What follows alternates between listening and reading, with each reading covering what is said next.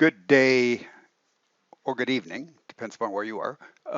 Students, we are going to discuss personality today. It's a term that everybody is familiar with, but we really don't know quite exactly what it is. It's one of those words where if you say, tell me what that is, you might have a problem. It depends upon your mood, your context, everything else. So we have a problem, not a problem really, I wouldn't call it a problem, a challenge with what we call operationalizing this construct of personality. And indeed, that's what it is. It's a construct because it's composed of many, many different facets.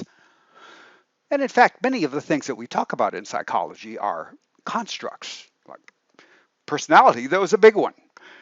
So I like this definition, and that's why I put it here for the first page, and that is personality can be defined as a dynamic and organized set of characteristics possessed by a person that uniquely influences his or her behaviors in various situations.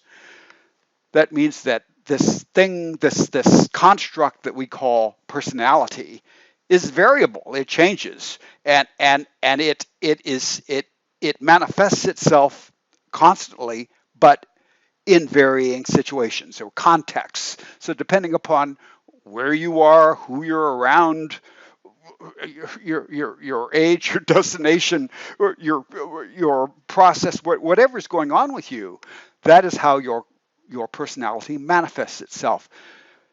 To go further, to assist you or help you to cope with whatever your context is at that particular instant. So, what is the psychology of personality? And now we're going to go through a lot of definitions. And these definitions here, I take them, certainly believe them, but they're not totally absolute. But they're necessary to continue to discuss what we're going to discuss in terms of personality. So a person's personality is a unique long-term pattern of thinking. This, by the way, is another definition as opposed to the last one that I showed you.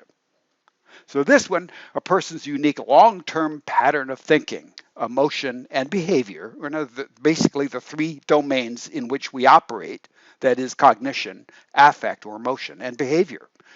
The consistency of who you are, have been, and will become. So in other words, personality has been with you. It has a past. There's a tether between with you and your personality and your past, all the way back to whenever you can remember. And into the future, because it's very doubtful that one's personality changes very much, especially some aspects of it, and we'll talk about the certain aspects that don't really change very much into the future. What is character? Character. Personal characteristics that have been judged or evaluated. Desirable or undesirable qualities. This is idea of judgment or evaluation in there, not assessment or appraisal. No, judgment, evaluation. Evaluate, in other words, place a value upon. So this character is something that is societal or culturally dominated. They're the ones that tell you believe this, don't believe that, that's good, that's bad. What are personality traits? They are stable qualities that a person shows in most situations. Now, this idea of a trait is going to be very important. Different types of traits, primary traits, secondary traits, and so on. We're going to continue that in this discussion of personality as well. So then we have different personality types. Now, the idea of a personality type is one that I, quite frankly, don't like at all. There are certain personality characteristics that seem to pervade given situations or contexts, but that doesn't make it a type. So the types play into very quick diagnostic procedures.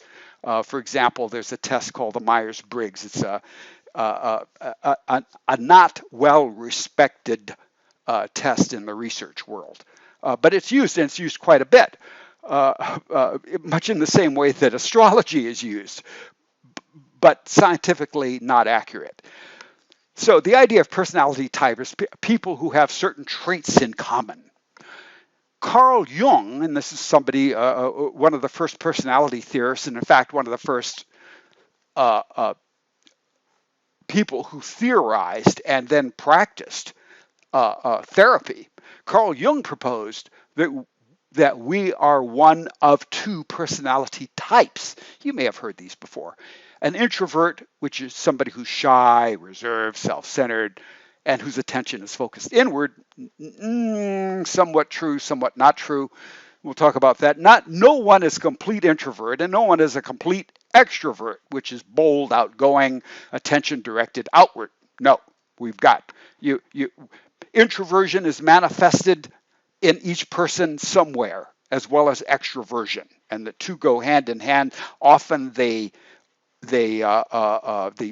two characteristics interact with one another even. So there are no absolutes in psychology, and there are particularly no absolutes when we talk about personality, mainly because it is so variable between and within individuals.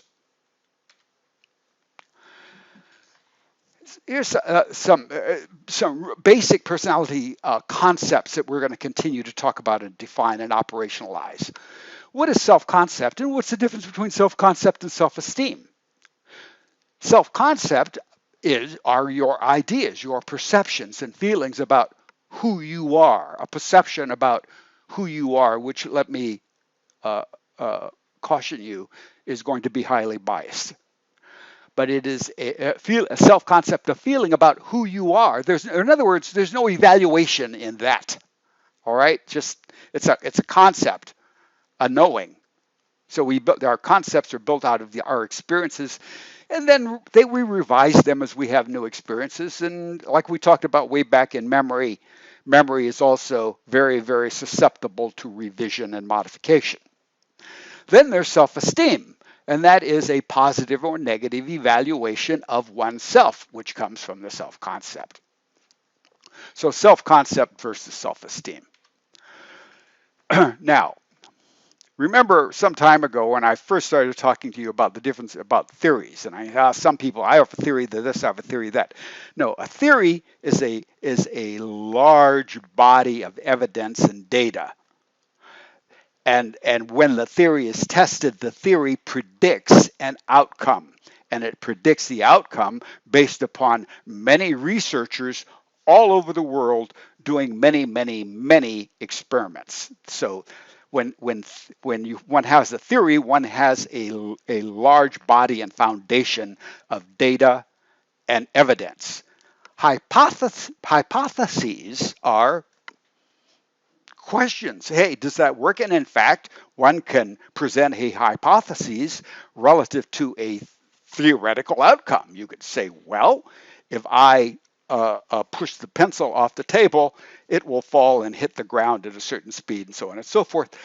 And you would present a hypothesis that is against Newton's laws. And in fact, and if you found some great or even small, in fact, if you found a small derivation in there, just a slight one, that's how theories expand. So in fact, Einstein expanded Newton's theory, didn't nullify it, didn't falsify it, simply expanded it, and that's how theories get expanded. Personality and personality theory, on the other hand, some of these ideas, they're not really theory, they're just sort of a web or body of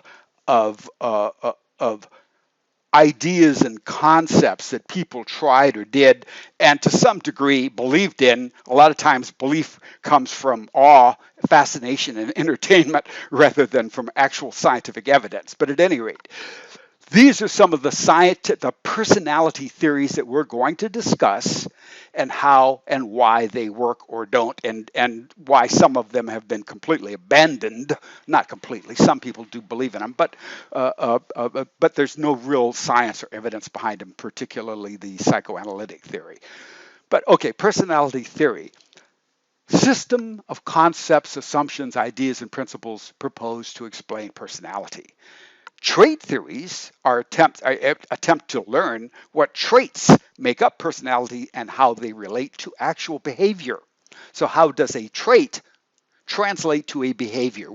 There's a transduction that's going on there. What happens? And then the psychodynamic theories focus on the inner workings of personality, especially internal conflicts and struggles. This is primarily stuff that comes from the earliest of personality theories, at least in the Western world, and that comes from Sigmund Freud. So we're going to discuss psychoanalytic theory, socio-psychological theory, trait theory, and self theory.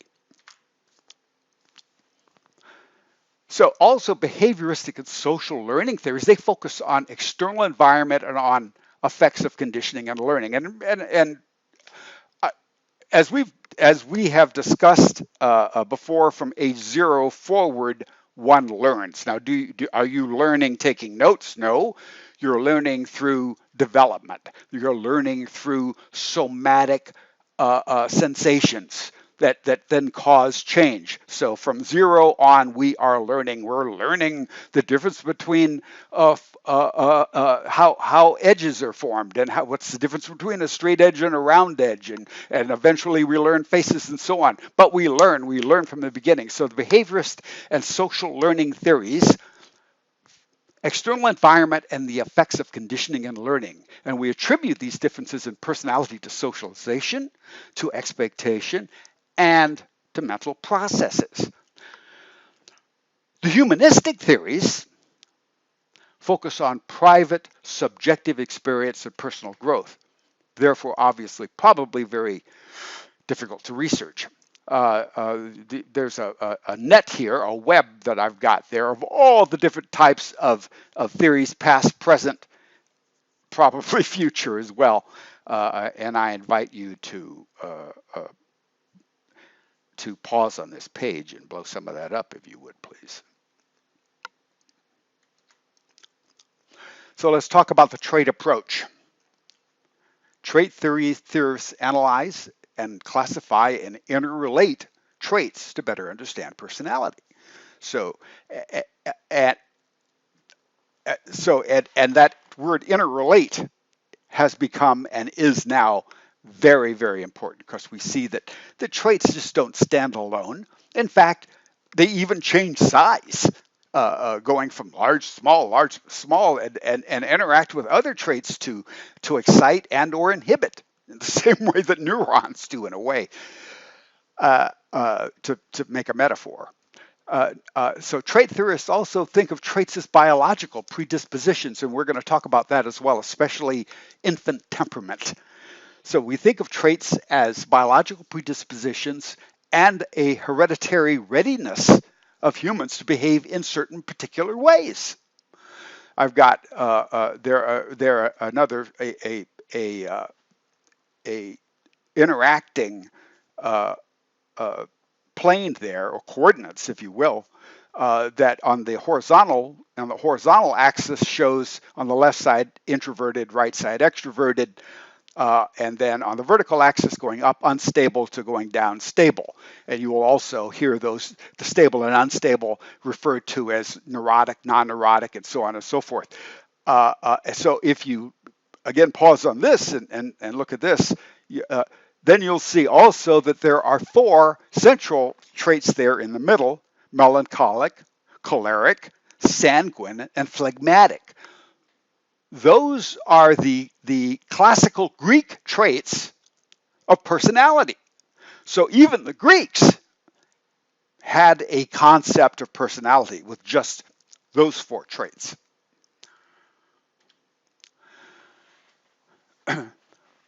One of the first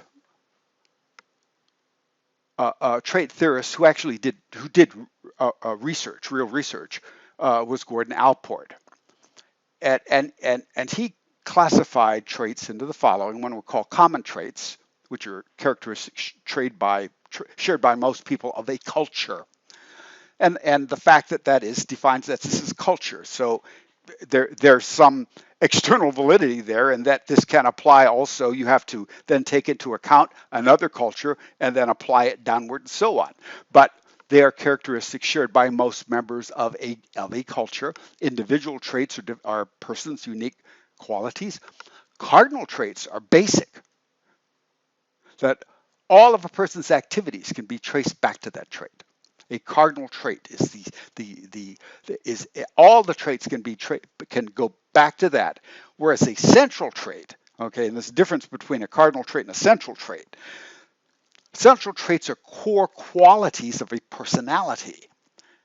Secondary traits are inconsistent or superficial aspects of a person, like musical tastes and things like that. You know, various tastes, which we all have. You like, are indifferent to, or dislike something, a smell, a taste, a person, whatever. They're secondary traits. Now, again, this is Gordon Allport, and what Gordon Allport noticed that he died back in 1967, way before any real computing was available to us. I mean, we had mainframes back then, and starting even in the late 40s, but nothing like we've got today. And so trait theory has really expanded given modern technology and modern statistics. But up to 67, let's not fault him anyway. He identified thousands of personality traits, grouping them into three categories. And he was doing this now probably with a bunch of graduate assistants. He into cardinal traits, central traits, and secondary traits. And he identified traits. So he identified three types of individual traits. And we already talked about that. The cardinal trait, characteristic or feature. The central trait makes you predictable. And a secondary trait, your tastes and styles and so on. There's Ebenezer Scrooge, certainly a certain type of trait.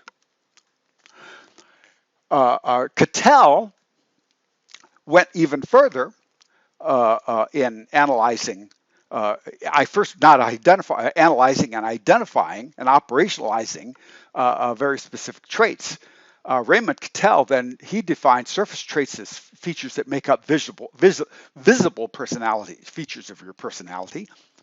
So if a person sees you only in a certain role, then those surface traits are part of that role that you play, and that would be what that person would assess your personality to be, although it wouldn't certainly be what your source traits are, and those are the underlying characteristics of your personality.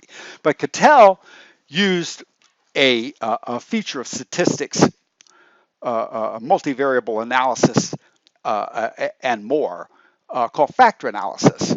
And a factor analysis wasn't really available to Allport at the time, or it may very well have been, but it would have been probably a clunky process using mainframes. Whereas today, and even up to where Cattell went, and he probably used mainframes as well, but they were even more advanced past 67. So factor analysis is a statistical technique used to correlate multiple measurements and identify general underlying factors, also called canonical analysis or canonical correlation. A trait profile is a graph of the scores on several everyday personality traits. So this, I think, is interesting. There's the green. These are the mean or average traits of three different careers or people in these careers. Airline pilots, that's green. Creative artists, that's bright red. and writers, and that's blue. And as you could see, now let's look at the airline pilots. It's green, and you would think, well, an airline pilot, yes, needs to be on the reserve side, not the outgoing side necessarily. And now remember, these aren't people assessing their characteristics. This isn't what you think of an airline pilot or creative artist. This is what 100 or whatever, maybe even, I think Raymond Cattell even had more of these people in his career. They took an assessment, and this is the mean on the various personality profiles. And in fact, he's developed what's called the 16 puff or 16 personality factor test. And so you see on here on the 16 PF, reserved to outgoing, and then down to relaxed versus tense. So you would think, so here you see blue, airline pilot, reserved, and then down here on the relaxed to tense scale, where 1 is very relaxed and 2 is very tense, you see that the airline pilot is like over 7 on the tense side, and just a little over 2 on the reserved to outgoing side. So in other words, you would think, you see airline pilots as being happy, free, and go lucky on movies, and what the media has promoted in the past 50 years or so about airline pilots. But in fact, they're quite reserved and a bit on the tense and not so mellow side. That's actually quite comforting. One would want one flying one's airplane in that position. Whereas let's look at the other, let's say creative artist. That's bright red. Abstract thinking, they're very, very high, like at 10. And again, and then let's look at, and really close to airline pilots, as far as being relaxed versus tense. They're at about 7. Whereas writers are way down here. Yeah, no, wait a minute. No, airline pilots were relaxed. No, airline pilots were relaxed. I had that wrong. Airline pilots were relaxed, and it's writers that are tense. So writers and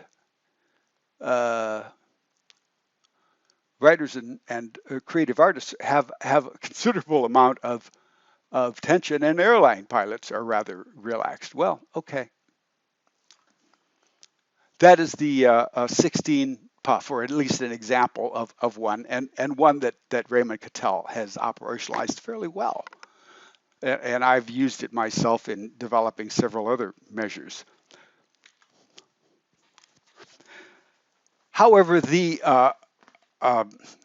major traits, or the traits that we can really identify, we call the big 5, the 5 personality factors. And they are, well, as Raymond Cattell, as you could see on the 16 puff as well, extroversion. So, and think of these as a dimension, a linear dimension, each one of these, and not as a just a category. Extroversion slides all the way from extroverted all the way down to introverted. Agreeableness is how friendly, nurturing, and caring a person is, as opposed to cold, indifferent, and self-centered. Conscientiousness, how self-disciplined, responsible, and achieving a person is, as opposed to irresponsible, careless, sloppy, and undependable. Neuroticism is the degree to which a person experiences negative, upsetting emotions. And openness to experience is the degree to which a person is intelligent and open to new ideas. So here is showing you the model examples of a low score versus a high score for each trait. Let's look at openness. I'm not going to go through all these, but let's look at 1 or 2. Openness, one prefers to not, if one gets a low score on openness, prefers to not be exposed to alternate moral systems, has narrow interests, inartistic, not analytical, and very down to earth. In other words, they're entrenched. You could even call them stagnant. But again, that depends upon that individual's comfort level, not for us to evaluate. On the other hand, somebody high in openness enjoys seeing people with new types of haircuts and body piercing, curious, imaginative, untraditional.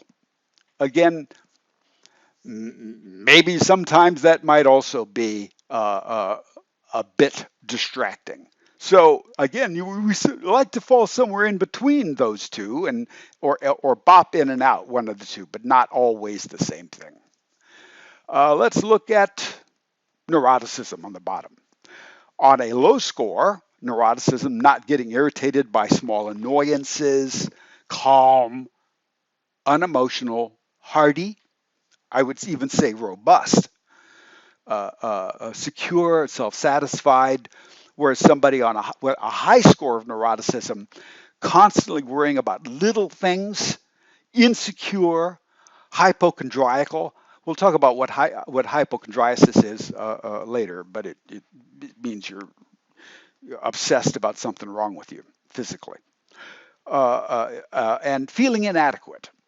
So, and again, we're not always on either side of any of these, and they interact with one another as well. Okay, let's talk first about the uh, uh, grand person, great grand person of of psychoanalysis, of therapy itself, and trying to understand what the parts of what we call mind are. We're day to day go by thinking inside our bodies, our skulls, looking around and thinking of only what we are and what we observe and what your brain and your sensory mechanisms filter for you. And that is what you are, what your brain is telling you. Freud went about to listen to troubled brains. He was a physician initially. He listened to troubled brains, to troubled people, and thought, I wonder if this can be changed, not through surgery, but through an individual talking through areas that are not readily available to that person. I see it, I can see it, I think I see it, but that individual doesn't, and the only way they're going to do it is to talk about it. Now, so Freud organized this idea in a beautiful and interacting complex manner that first showed us what personality and development is, a la Freud. So let's start with psychoanalytic theory and Sigmund Freud. What is psychoanalytic theory? It is the best known psychodynamic approach, and it grew out of his work. And he was a Viennese physician at the latter part of the 19th century and beginning of the 20th century. He thought his patients' problems were more emotional than physical. Psyche was Freud's term for personality, and it contains the parts of his personality. I've got to say this also, folks, that when I was 11, 10, 11, 12, somewhere around in there, I read a book. It was a Time Life series book, and it presented psychiatry and what psychiatrists do. And the underlying idea behind it, as was the underlying idea behind most things at that time, I'm not that old, but at that time was still Freudian psychoanalysis, and that is the id, ego, and superego, and that right there made me want to know more, because that's something you can't cut out, your ego or superego. What's that? You can't do brain surgery. What is that? So the psyche was Freud's term for personality, and that personality is really defined by the interaction between id, ego, and superego. Id, ego, and superego are metaphors. Okay, they don't really physiologically exist. You can't do a brain scan on somebody and watch their id, ego, and superego interacting, even though you certainly can see a lot of action going on in the limbic system and various parts of their cerebral cortex. And in that, those interactions make up what Freud called the id, ego, and superego. Let's talk about his stages. The oral stage, how we again how we get nutrition. So oral, feeding, passive, that's trusting and dependency, oral aggressive. Now remember, these are personality types to Freud. Oral aggressive, aggressive and dominating. Then anal, or in other words, toilet training. If it was too harsh, then we become anal retentive, and that leads to tidiness and obsessiveness. Somebody walks in, the first thing they do is start straightening picture frames. That's sort of the model of somebody who's anal retentive, has all of their pens all lined up in neat little rows, versus anal expulsive, which is somebody who's just a slob. Phallic. So this is abnormal family setup leading to unusual relationships with mother/father. Vanity, self-obsession, sexual anxiety, inadequacy, inferiority, envy, and so on. Then into the genital phase, settling down in a loving one-to-one relationship with another. And this leads to well-adjusted, mature people able to love and be loved. Sexual instinct is directed to heterosexual pleasure. Freud, okay? This is how Freud saw the world, and this were his very, very specific stages in personality development and in development of every human being. So Freud's model of a personality structure, and this again is highly metaphorical, and in this case, obviously it's not an iceberg, but as you can see, most of what Freud saw us to be is underwater. In other words, anything that's above water is in your awareness. Anything that is below water is out of your awareness. And the deeper you go, the further it is. Into an area which he called the subconscious, the id, or the unconscious. And that was based not on what we know about biopsychology today, but instead on what he called the pleasure principle. And it was our primary process. The primary process of our thinking is essentially wish fulfillment, or in other words, the infant is totally involved in wish fulfillment, and the instincts under that, behind that, are eros and thanatos, and you could keep on going, but I'm going to go back. There's three components here: the id, all of that's underwater. Then there's the social component, the moral component, and that's the superego. Most of it is underwater, some of it is above water. And then there's the ego.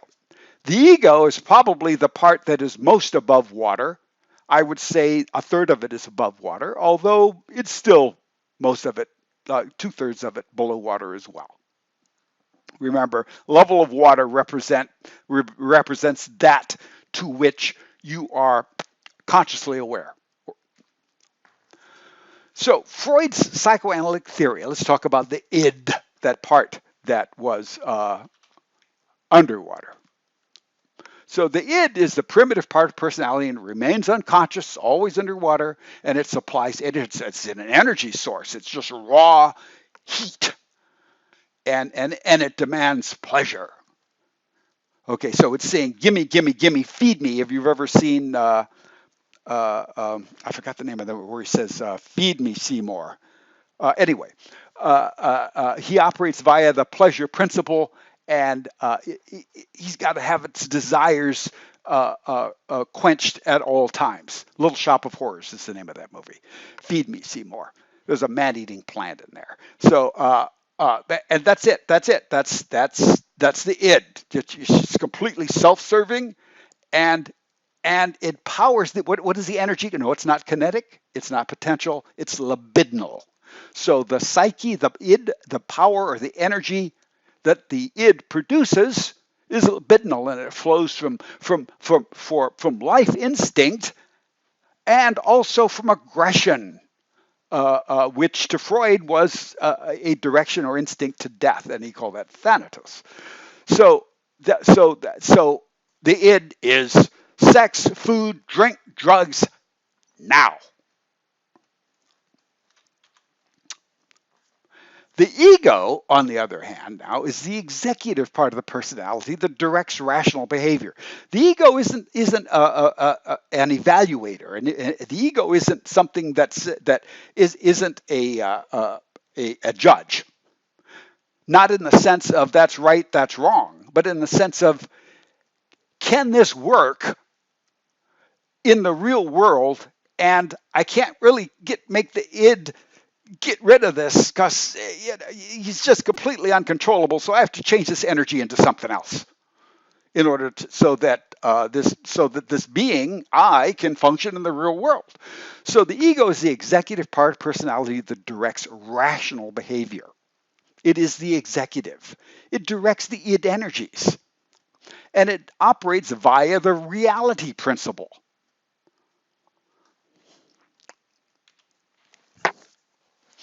Now, the superego is your judge. It's a censor for thoughts and actions. It's supposedly that thing that tells you it's that devil versus the angel on your shoulders. And it says, yeah, do that, or no, that would be terrible. Don't do that. That's the model of the ego. And it comes from our parents or caregivers and from society. And what's its punishment to you if you do something that you've been taught is bad or wrong? It makes you feel guilty. So what is conscience? Conscience reflects actions for which a person has been punished. So in order for you to have a conscience, you had to have been punished for misdeeds. Otherwise, how would you know they're bad? Well, you would have been taught, but teaching also requires experience. You have to experience what's bad, right? Or not so. What is the ego ideal? And by the way, this is still Freudian stuff now. Ego ideal reflects behavior one's parents approved of or rewarded. That's the ego ideal. So, are you a good little girl? Your parents approved it, awarded it. That's the ego ideal. We often get in trouble with these things, and in fact, it's more than often. So Freud's theory of the superego is this moral part of our personality, and it constrains us from gratifying every impulse, like murder, because it's immoral and not because we might get caught. We'll talk about moral development, I think, as well. So Freudian personality dynamics, the ego is always caught in the middle of battles between the id's desires for immediate gratification and the superego's desires for moral behavior.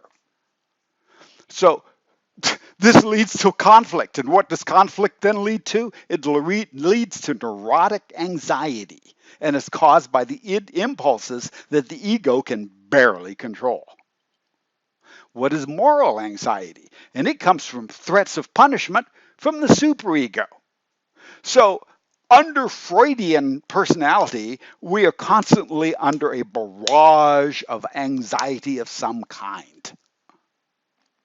Watch any Woody Allen movie and you will see that in action.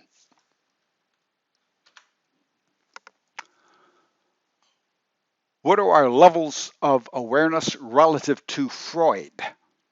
Now, of course, unconscious, it's not really awareness, but let's go with it.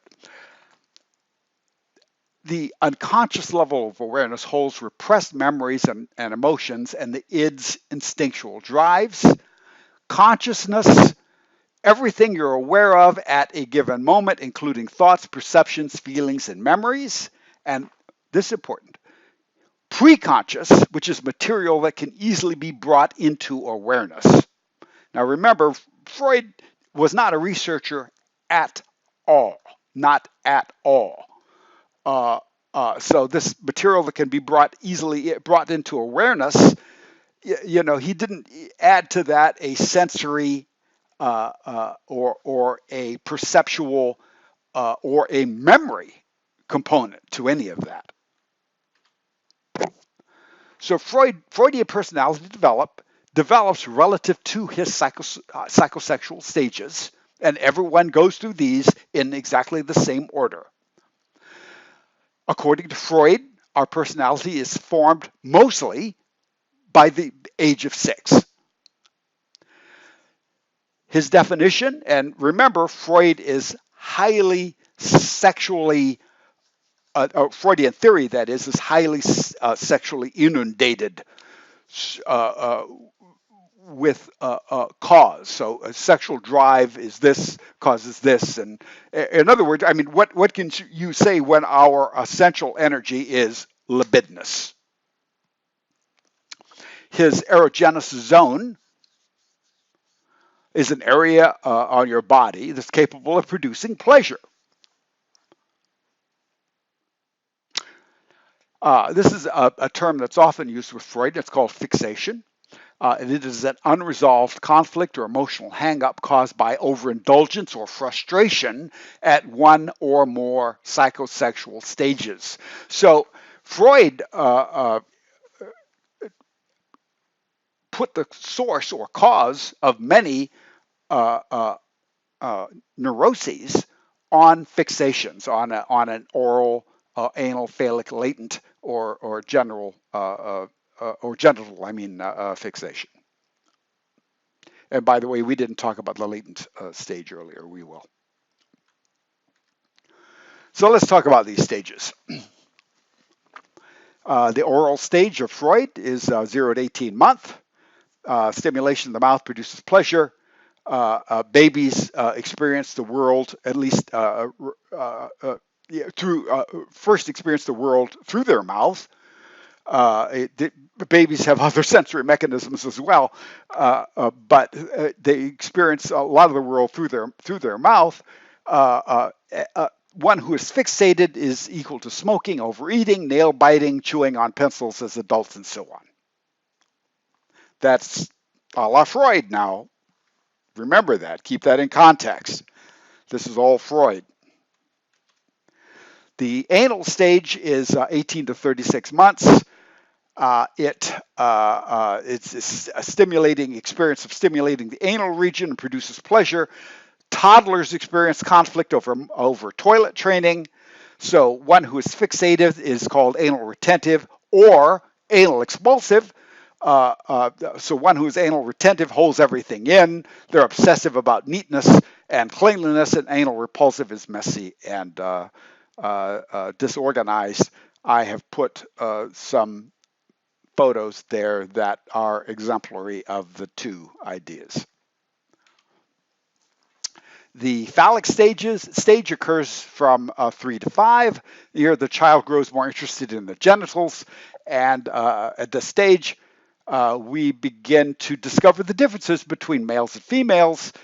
And at this stage, also, we get now at the focus of libido, and this is where pleasure is found in awareness of our sexual organs, and also what Freud considered, and this is very important in Freudian psychoanalysis, a love-hate relationship with the same-sex parent.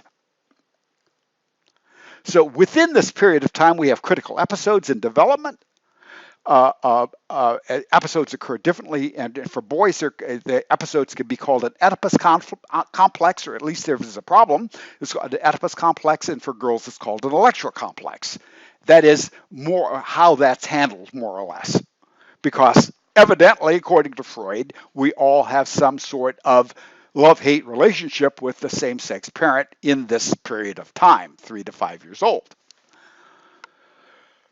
Signs of fixation in this period includes reckless or afraid of love, narcissism. One can be either self-assured or selfish, and poor opposite-sex relationships. Freud, remember that. So let's expand a bit on that. With the Oedipus complex with boys, that boys feel rivalry with the father for the mother's affection. Boys feel threatened by the father, which is called castration anxiety. And to resolve this, the boy has to identify with his father, become more like him, and adopt his heterosexual beliefs. The boy then forms a conscience. Okay, again, Freud. Here's the Electra complex for girls. By the way, Electra and Oedipus were both Greek heroes or heroines, but tragic in Greek mythology. So at the Electra conflict, girl loves her father and competes with the mother. Girl identifies with her mother, and more slowly, because she already feels castrated, girl remains less able to form a conscience, an idea thoroughly rejected by modern experts, obviously. So next for the so-called latency stage, and that goes from 6 to puberty. Age 6 to puberty. At this stage, sexual drive lay dormant. The stage begins around the time that children enter into school, become more concerned about peer relationships. Its sexual energy is still present, but it's directed at other areas like intellectual pursuits, social interaction. A child has very few opposite sex friends. Has few opposite sex friends. Stage is important, development of social and communication skills and self-confidence, and the sign of fixation at this stage is a lack of close friends. The genital age, the last age, that is puberty on, is the vital stage in Freud's theory of psychosexual development, and it begins at puberty or in puberty, and the teenager has overcome latency, made associations with with one gender or another. Sexual contact thought has shifted from the opposite sex parent of the phallic stage and now focused on opposite sex people of similar age. The pleasure that they gain now is through actual physical stimulation of the genitals by the opposite sex. Freudian. Okay, so what are Freud's contributions? Freudian theory, it did pioneer the idea that the first years of life are in fact responsible for the beginning of our personality development. It identified feeding, toilet training, early sexual experiences, critical events in personality formation. And he was the first to propose that development proceeds through a series of stages. So today, however, few psychologists wholeheartedly embrace Freud's theory, and fewer yet. Very few psychologists, and even fewer still scientists. Freud emphasized sexuality in his personality development. His concepts are almost impossible to verify scientifically, and some therapists that call themselves neo-Freudians accept broad aspects of Freud theories, but it revised a considerable part of it. And when we talk about neo-Freudians now, we're talking about not only neo-Freudians now, but I think more importantly, actually, is where we're going with this, are neo-Freudians that came directly after Freud. So people that came directly after Freud, there was Carl Jung, who we'll get into later. Alfred Adler disagreed with Freud, and almost everyone who came after Freud disagreed with him at one level or another. And Freud was really such an egomaniac that once people disagreed with him, he cut them off. Adler disagreed with Freud's emphasis on consciousness and the importance of sexuality. And instead, Adler said that we all strive, that is, for superiority. and it's a basic drive to help us toward perfection, whatever that is.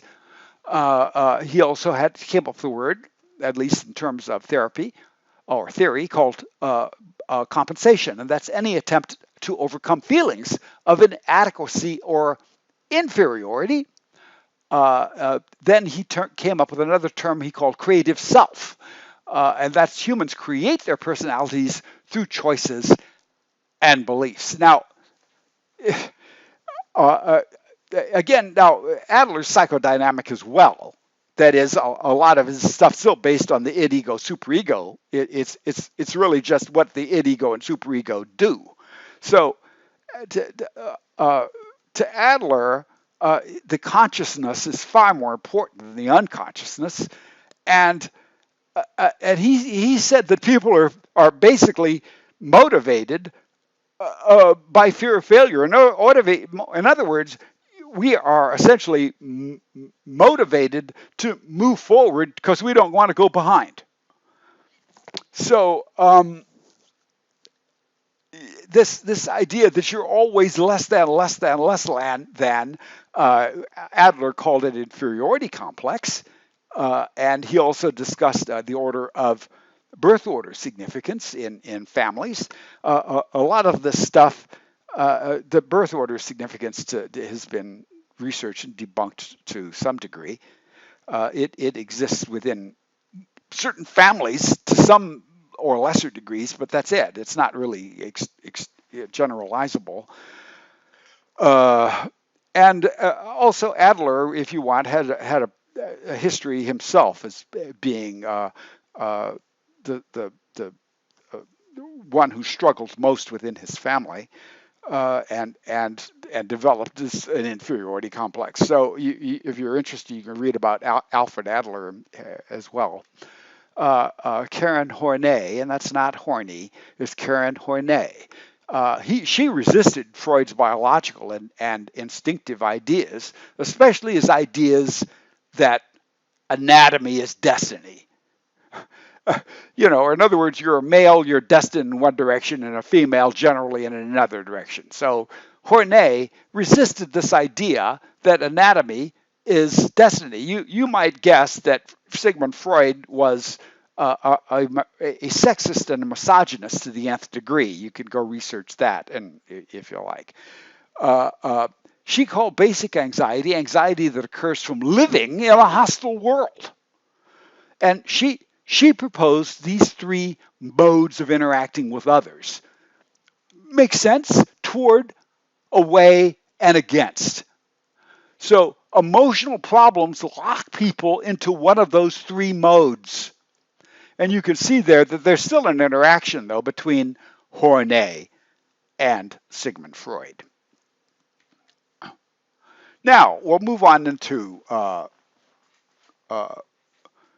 Jung. Carl Jung is and still continues to be a major force in psychoanalysis, although uh, let me caution you that Jung's ideas, although very popular, and you are probably aware of many of his ideas, even though you don't know that they come from Carl Jung.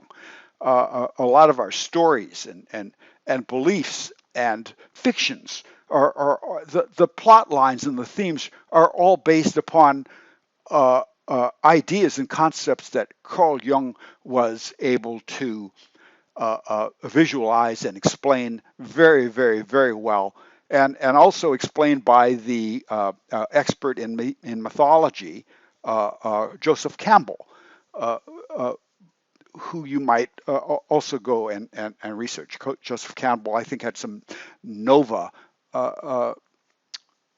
interviews back in the 70s or 80s, but Joseph Campbell got a lot of his ideas from Carl Jung as well. And Carl Jung, Joseph Campbell and Carl Jung both drew from ideas of mythology, both from the classics and also from some Hindu and Asian ideas as well. So let's talk about Carl Jung. Carl Jung, definitions first.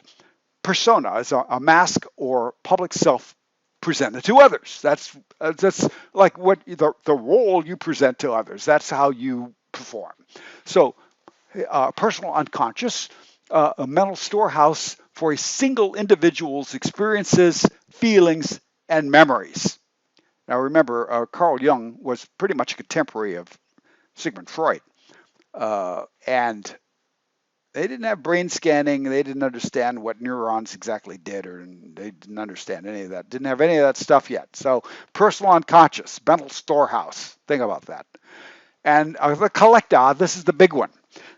The collective unconscious is a mental storehouse for unconscious ideas and images shared by all humans. Now, Jung, or at least reading Jung, would have us believe that this unconscious, this collective unconscious, is stored in some mystical human aura, or it's genetically passed down. And I don't believe he thought that they were necessarily genetically passed down or not. But anyway, look at the difference between the personal unconscious and the collective unconscious.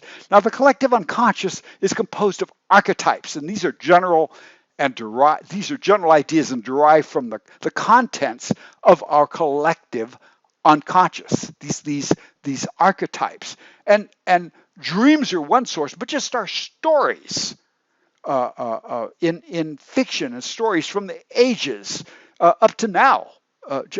Watch Star Wars or Lord of the Rings or any of the popular stories today that really exemplify these ideas, which we'll get into. What are these archetypes? They're universal ideas, they're images, they're patterns found in Jung, in our collective unconscious. Jung defined anima as the archetype representing the female principle, and animus as the archetype representing the male principle. The self-archetype represents unity, completion, and balance. And maybe you've heard of the term mandala or mandala, depending upon how you want to pronounce it, where you want to put the syllables, is a circular design representing balance, unity, and completion. And it's represented or symbolized in every single culture. So these are some of the essential archetypes or ideas that we go by. Jung listened to your dreams a lot and then would refer to those dreams, would look at those dreams and then refer to the archetype panels or categories, if you will. If you look at that and look at those categories, you could take that and run straight to the Myers-Briggs personality inventory and connect those two to this. Generally speaking, but you'll see a lot of the connection there, and looking at the various archetypes to the Myers-Briggs. Now, moving on from Carl Jung to I wanted to say something else about Carl Jung. I think there was a good movie rendition of the relationship between Carl Jung and Sigmund Freud, done in a movie called A Dangerous Method, and the movie comes, I think, is about 19. No, it's not 19. It's 2000s, 2010, 15, somewhere around in there. It's called The Dangerous Method. Three popular actors are in that movie.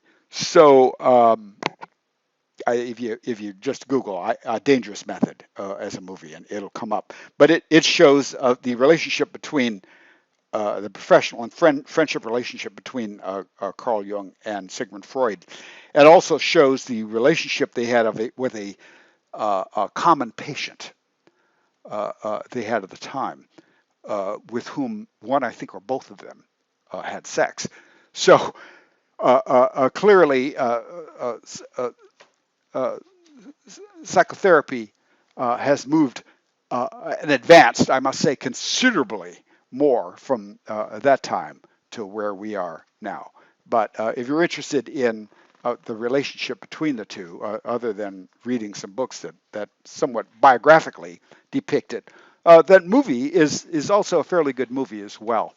I forgot the name of the actors, but they're all popular. Anyway. So let's move on to humanistic theory. And humanism, again, it's an approach that focuses on human experience, problems, potentials, and ideas. Probably, again, just from there, unless you can operationalize each one of those ideas, difficult to research. They delve at an idea called free choice, which is the ability to choose that which is not controlled by genetics, learning, or unconscious forces. Human nature, traits, qualities, potentials, and behavior patterns most characteristic of humans, and what they define as subjective experience, the private perceptions of reality. Well, we all have private perceptions of reality. We all have certain traits, qualities, and potentials, and behavior patterns characteristic of humans. How we choose that which is not somehow regulated, maybe not controlled, but certainly regulated by genetics, learning, or unconscious choices, but let's just say choices out of our awareness. That's a difficult one. Let's proceed. One of the first of the humanistic theorists, his name was Abraham Maslow. I talked a bit about him in the last lecture, and I mentioned but didn't discuss a lot about self-actualization. So self-actualization is the process of fully developing all personal potentials, a la Abraham Maslow's pyramid of progressing development here. And this is, again, is the humanistic idea of human personality development. And we go from physiological needs to safety needs to love and belonging needs to esteem needs and finally to self-actualization. So what are some of the characteristics of self-actualizers? They are, and I'll read 3 or 4 of them, efficient perceptions of reality. They are autonomous. We have, or one has, as a self-actualizer, profound interpersonal experience, relationships and experiences, a non-hostile sense of humor. Notice that most humor or humors that we find today are in media are largely hostile. This is what we get it entertained by mostly, are hostile senses of humor, and all humor that is considered non-hostile. Many consider that fun, and a lot of fun, but most of the humor that you see out there is hostile. I wonder why. Maybe we're just not self-actualized. And peak experiences, which are temporary moments of self-actualization. It could be called epiphanies or serendipities or aha experiences, but they are indeed peak experiences. Moments of clarity is another one that might be a peak experience. Now, positive psychology also comes out of the humanistic theory of psychology. So there's wisdom and knowledge, creativity, curiosity, open-mindedness, love of learning and perspective, courage. These, by the way, are personality traits again. Courage, bravery, persistence, integrity, and vitality, humanity, and these are all along a dimension as well. Justice, temperance, and transcendence. Of course, transcendence eventually leads to self-actualization.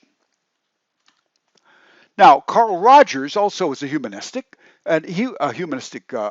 theorist, but Carl Rogers was very, very, very, very much a practitioner, as were most of these people, all practitioners, and consequently, no one bothered to pick up the research mantle. So, what was Carl Rogers' self theory? This is Carl Rogers' self theory, and that's what he called it, self theory. That is what. So definitions and operationalizations are again in order. A fully functioning person, one to which he strived to present, or at least to help people come to, and this essentially would be somebody who's self-actualized, is one who lives in harmony with his or her deepest feelings and impulses. Self, what Carl Rogers called self, was flexible and changing perception of one's identity. Self-image. Now notice that these now are moving into identity, something that Freud or Jung or never even mentioned. Self-image, total subjective perception of your body and personality. Incongruence exists in discrepancy between one experiences and one's self-image, and this is where he got into the therapy. So authentic. This is a definition of authentic. Is there authentic when your behavior accurately expresses who you are. So when there's congruence between your self-image, your actual self-image, that is your subjective perception of your body and personality and your environment, that's when you are authentic. So there's a discrepancy between experiences and self-image.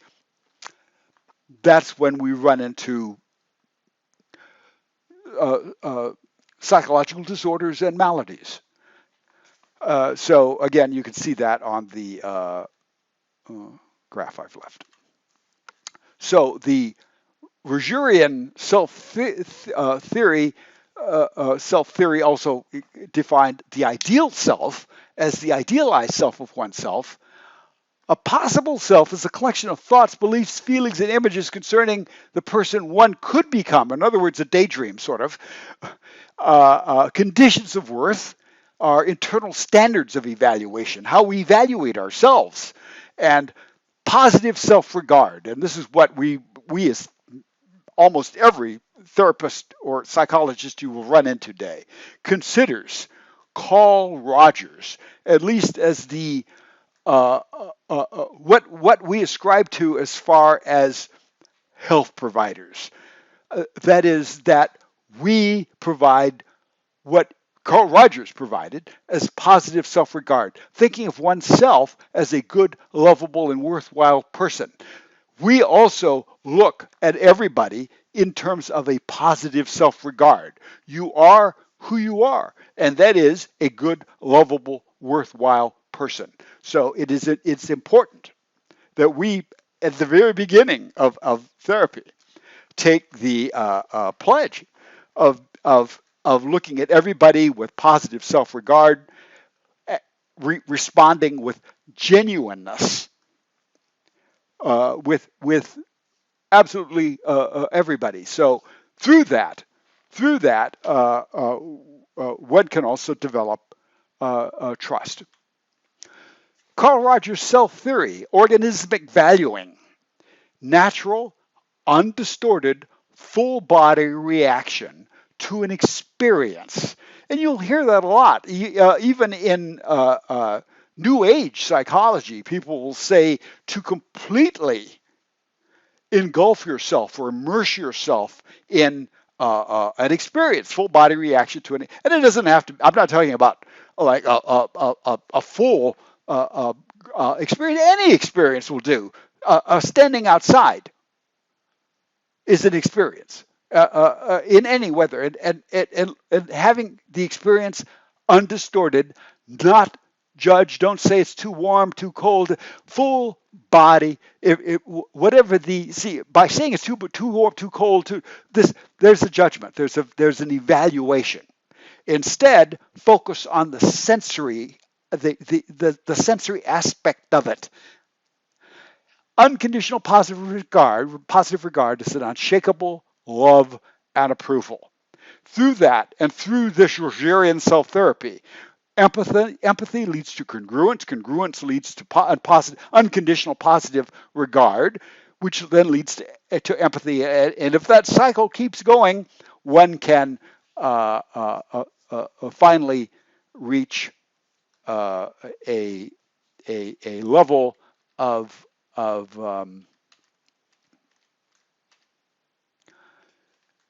self-actualization, a la either Maslow or Carl Rogers. Now let's discuss learning theories of personality, and these have come up certainly a lot later. Some of the learning theories include behavioral personality theories, and they're models of personality that can emphasize learning and observational behavior or observable behavior. The learning theorist believes that learning shapes our behavior and explains personality. I think to a large degree, maybe that's where I am, although I'm not a radical learning theorist. Situational determinants or external causes of our behaviors. Social learning theory is an explanation of personality that combines learning principle, cognition, and the effects of social relationships. So I, I'm believe in a big part of that as well. Psychological situations, how a person interprets or defines a situation. We don't all define any given situation exactly the same. Expectancy is the anticipation of making a response that will lead to reinforcement. We talked about reinforcement in learning, different kinds of reinforcement. And reinforcement value is the subjective value attached to a particular activity or reinforcer. Self-efficacy a la Albert Bandura, very important in shaping psychology, therapy, and learning theory. Bandura, for years, was at Stanford. I think Bandura is still alive. And it's belief in your capacity to produce a desired result. That's self-efficacy. There's some excellent self-efficacy measures out there, and a belief in your capacity to produce a desired result. Now, that belief may be biased or even tainted by too high or too low self-esteem, but at least it is a belief in your capacity to produce a desired result. Self-reinforcement is praising or reinforcing yourself. Social reinforcement, obviously, praise or attention or approval from others. So we have various sources of self-efficacy. Do we inherit personality? Yes, we do inherit temperament. There are many heredity aspects of personality, including sensitivity, moods, irritability, and distraction. Part of that is inherited. Not again, nothing is absolute or completely one way or the other. So yes, we do inherit some aspects of personality in terms of temperament. We we can inherit even some behavioral traits. And twin studies have shown that identical twins reared apart, totally apart, never in contact with one another, are remarkably similar. Within traits and situations, remember I mentioned interaction. So traits, situation, interactions are external circumstances influence the expression of personality traits. So your personality really defines and sets the stage for how traits are expressed. So this is something we call reciprocal determinism. You can see there the environment, the stimuli there, and reinforcement contingencies. Our behavior, our nature, frequency, intensity, and who the person is, the characteristics, their cognitive processes, their self-regulation skills, and so on, all go into that particular process, which is called reciprocal determination. I must add in this that my mentor, Dr. Larry Butler, is responsible for a system that he wrote called systematic treatment selection. Look him up, look it up. He's written a tremendous amount of material. He was my mentor, and starting in 1990, when he did become my mentor, until later, and even till now, he and I have remained friends and colleagues, and together we developed a system, again, systematic treatment selection, a la the web and the internet, and it's called uh, innerlife.com. Innerlife.com. Check it out. Let's talk about personality assessment interviews. How do you assess? Not necessarily to evaluate. Okay, evaluate means they're good or not good for a particular, for you or a particular job or whatever. But you're simply an assessment. Uh, um, how about an interview? That is face to face. Is a meeting designed to gain information about someone's personality, their current psychological state, and so on, like an unstructured or structured interview. The problem with face to face anything is that the individual giving you the interview biases you, and you bias them. There's an interaction, and any interaction, therefore, taints, degrades, unless you can control for the effects of the interaction itself, will degrade and render the assessment invalid. So, what are some of the limitations? Basically, what I just said. People will also try to deceive interviewers. Of course, they try to deceive written measures as well, but we'll talk about that later. Also, there's something called the halo effect, and that is a tendency to generalize a favorable or unfavorable first impression to unrelated details of personality. In other words, to make a good first impression. There's a lot of stuff in memory as well as what we are aroused by or negated by, so to speak, relative to that which is a first impression, that which comes first or second in an order of traits or adjectives,